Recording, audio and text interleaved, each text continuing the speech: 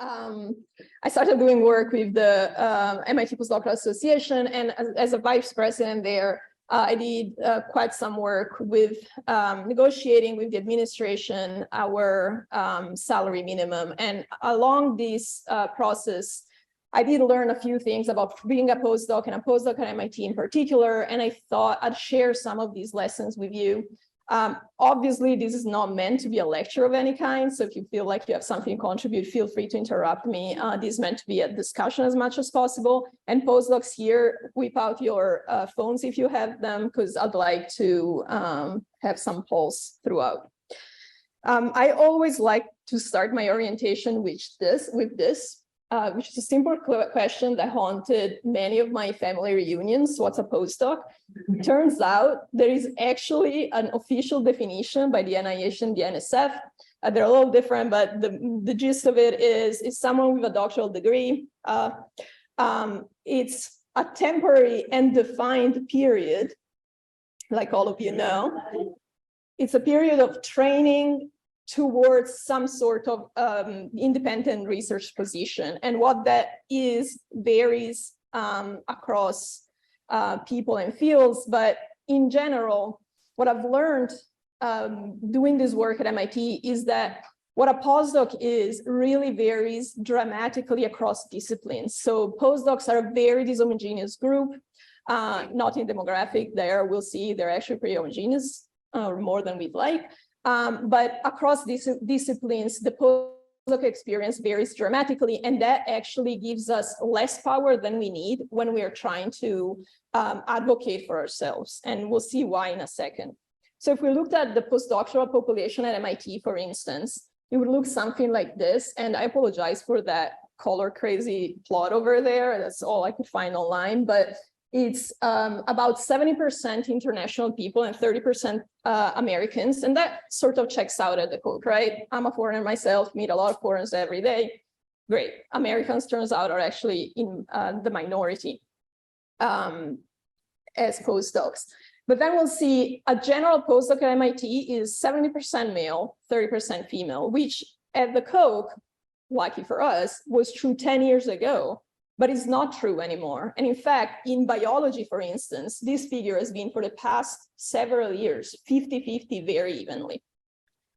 My favorite stat is the following, which is the average postdoc at MIT is in their postdoc for about two years.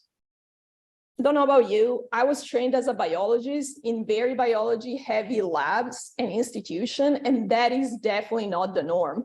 But it is, for instance, the norm in in data science, completely okay to do a 2-year postdoc. So when you're talking to an administration that thinks that most of their postdocs only sit around for 2 years, we kind of lose the power to discuss more long-term things like work benefits. Because they're like, suck it up, it's 2 years. You know, move it, get what you need at MIT and then go get your favorite job. But for some of us, the postdoc is actually almost a job in and on itself for a minute. The one thing in which postdocs do not actually vary that much is their goal. So when you poll people, and I'll poll you in a second, at the beginning of their postdoc career, about 70 to 80% of them will tell you that they like to go into a faculty career, which makes perfect sense. That's what the postdoc was originally designed for. By the way, postdoc was not actually designed, it just came to be. And there's no data on postdocs before the 1980s. It just was never collected. I don't know if they were around. But so we don't really have a historical perspective before then. We know that the postdoc profession or position has changed since the 1980s substantially, and we'll see why in a second. But since we have a bunch of postdocs here, and online, why don't you all do me a favor and answer this poll? You can just, oh, babies. What? Drag it. I have to drag it. There we go, sorry.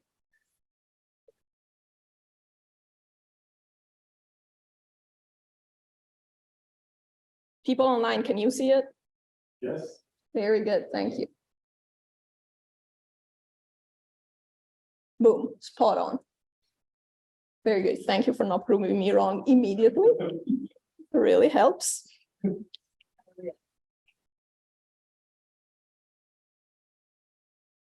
Okay. So this population is maybe a tiny bit less academia prone than the average postdocs. But I'm gonna go back to this. Tarek, you let me know if everything works. But what all these stats sort of miss is that in this specific contingency in time, being a postdoc does have a few more challenges or a few different conditions attached to it. And we'll see a few of them. One is I didn't want to leave this out because I'm sure you've all seen many of these titles where something like this, the tipping point is coming, unprecedented exodus of young life scientists is shaking up academia. Which is true. It is actually true that scientists at all levels are sort of pivoting away from academia. And though many of these titles are sort of designed to communicate an impending sense of doom, it is not necessarily the case. If you actually go and see where these people are going, it is simply that more of them are going to industry. And especially in our field, a very simple explanation is that in the past 5 years, venture capitalists basically thrown so much money at the biotech industry that it has opened up a lot more jobs than we would have ever imagined when I went to college in 2006 or to grad school in 2013. So these were just not available when some of us even entered this career. The other thing that you see a lot are titles like this. Lab leaders are wrestling with paucity of postdocs, very much for the same reason. This data from the KI, so we've seen a little bit of a dip in the postdoc application. Part of it was definitely the pandemic, simply people couldn't move across the world as much. But there has been a decrease in postdoctoral applications. A reason for this may be that there has been a changing landscape in the faculty market in general, or at least in the way we perceive it. And here's my poll again, and I will drag it. No, it's there now. Oh boy. So we stop this one. It was easier at home.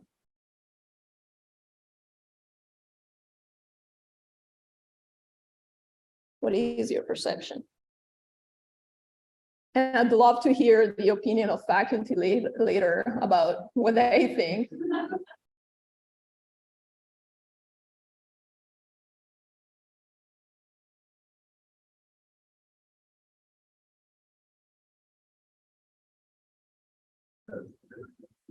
Okay. Something that I thought was very interesting about this, and again, I would say we are pretty much in line with other research. So this is data from postdocs that were polled at University of Chicago. And as you can see, pre-pandemic versus during the pandemic, this perception definitely shifted. And where we are now with the data we just saw in this room is more along the pandemic lines. So the pandemic has definitely impacted the way we think of our career, certainly has impacted the way I thought about my career. Actually. Any data we have, any data about success rate from people for that 60% of us that think we're going to get that? Yes, we do. So Ashley, for the people online, just asked whether we have any data about on the success rate of people who actually want to go to a faculty position. There is data. It's actually not super easy, again, to track these stats. The most credited sort of figure nationwide is about you have about a 15% chance to make it to a tenure track position. But that, again, puts together a lot of fields, puts together a lot of, or like cuts out a lot of positions that are long-term but are not tenured. So it's hard to get to that. However, and I'll get to the specifics of the KI back in 1 second. I just wanted to mention one more thing. When these same postdocs were polled during the pandemic about their biggest stressors, this was the answer. So these are the same stressors that most people had during the pandemic. It's just that this is a job that requires long working hours. Again, many people here are foreigners, so you layer on the immigration issues, visa issues. So it was a bit of a dreadful time for everybody, and it just made it that much harder because, and we have the last bullet point over there, something that is not super clear to grad students everywhere is that postdocs, many postdocs are paid based on an NIH scale. And this NIH scale, the NIH has decided, is nationwide. So whether you are a postdoc at University of Iowa or MIT, it doesn't, where is it? University of Iowa? Do you even know where University of Iowa is? In the middle. Okay, very good. Well, whether you are a postdoc in the middle of the country or in the Bay Area or the Boston area, they're super expensive. You are paid on the same scale. There is a lot of lobbying to change this. It's not going to change while we are postdocs, most likely. And that is why we really had to advocate hard with MIT to try and correct this at an institution level. We are not the only institution that has done this. Stanford did it about 6 years ago. Rockefeller has done it because it is much harder to attract people in a time where there is so much competition from industry if you don't give them a living wage. And I know that let me jump to this, the new baseline minimum salary for postdocs is not really making bank, but it does make a bit of a difference for those of us who were on the minimum salary, which was around $52,000. So it makes a difference. It makes a difference, especially in a time in which we are trying to increase the diversity of postdocs. And what we don't want to do is end up selecting for those who can afford not to have a living wage. Is it all bad? It is definitely not. Why not? Well, for instance, even in a fraught faculty market like the current one, these are the stats for postdocs at the KI. So out of all the postdocs, we're not doing so bad. This is data from people who basically graduated, left in 2017. 32 out of 51 are professors. Out of those who are in academia are professors. We definitely have a leg up because of the training, the network, the physical location of MIT. So there's definitely a reason for people to still do a postdoc if the faculty position is what they aim to do. The other thing is that MIT is a fairly well-endowed university and it has resources. Some of these resources come as childcare benefits that were just announced. So if you haven't heard of this, people at MIT, postdocs at MIT with children are now entitled to a $3,000 to $10,000 childcare bonus to literally help hire somebody to help with childcare. What we noticed when we surveyed postdocs at MIT was that everybody, over 80% of postdocs at MIT were stressed about their finances, but those who were most stressed were parents, so postdocs with children, because of how hard it is around here to pay for childcare.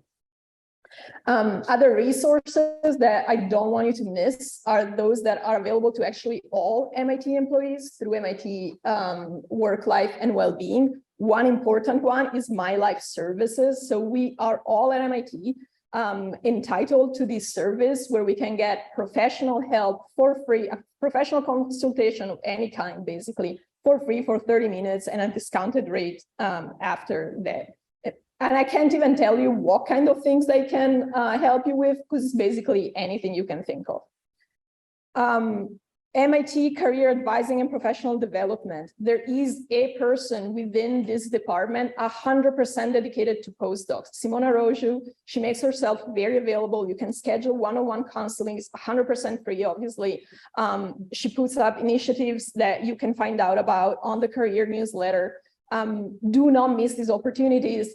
I think 10 years ago, it was sort of frowned upon for a postdoc, especially in the life sciences, to sort of pivot or fail out of academia. I think I'm maybe preaching to the choir in this room. I think it's okay. So if you decide that this wasn't for you, there's alternatives, and they, venture capital's funding. So the Postdoctoral Association helps with advocacy, community building. The one thing that COVID really did was kill all the opportunities to network and find a community here. Being a postdoc can be rather isolating because you don't come in with a cohort, right? And so that's why a lot of these initiatives really help so that people build a profession, not only a social network, but also a professional network. And the Postdoctoral Association actually asked me to point out that they are putting on for this spring career development initiatives. Obviously, the Postdoctoral Association is made up of postdocs. So if you feel like there is something missing and you want to contribute, just show up. There, you will not be turned back. The PDA's lack is especially vocal. So please do join, and you'll find resources there of all kinds. Going back to the community building, but also to the professional network building, there are recognized postdocs group through the PDA, QT PhDs for LGBTQ postdocs and their allies, the MIT Black Postdoctoral Group, and POWER, which is a group for women engaged in research at MIT. All of these are not only meant to help people find a network of people, but also make sure that folks of all backgrounds find an inclusive environment, but also an environment that can actually help them develop professionally, depending on their needs. And going back to this, at the KI, we have a DEI council that can help with this, and we have postdoc representatives sitting on this council.